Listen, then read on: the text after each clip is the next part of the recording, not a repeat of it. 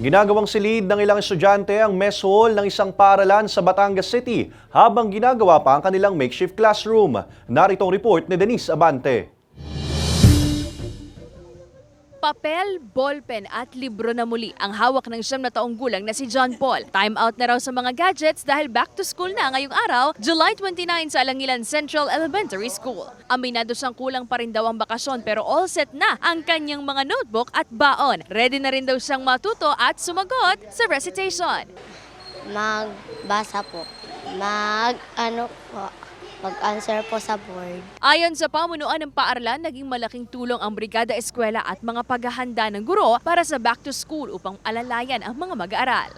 Batid daw kasi nilang mangangapa muli ang ilan kaya magkakaroon muna ng strategic interaction at intervention para sa mga bata sa unang araw. Yung first hour, i-motivate muna nila, gawin muna nilang kawili-wili yung gagawin para mawili yung batang pag-stay sa school. Hindi sila makaramdam agad ng panglulungkot or boring sa school. Kailangan maramdaman muna ng bata na masaya ang pumasok sa eskwelahan. Ready for back to school na rin ang mga guro. Si Teacher Fatima, kahit fresh from the seminar noong isang linggo, diretso sabak sa harap ng mga bata ngayong araw. Bago ang curriculum, which is matatag curriculum. So, nagkaroon pa kami ng different trainings para lang mag-undergo din ng bagong curriculum na to.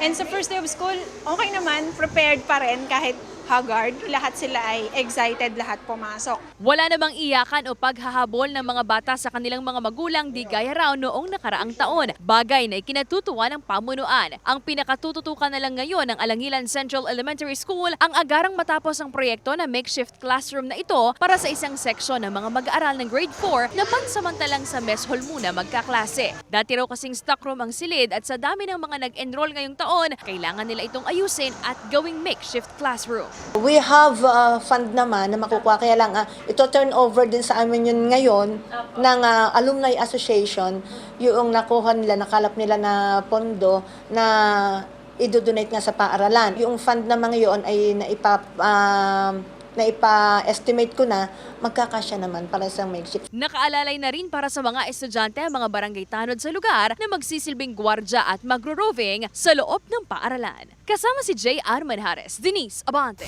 Balitang Southern Tagalog.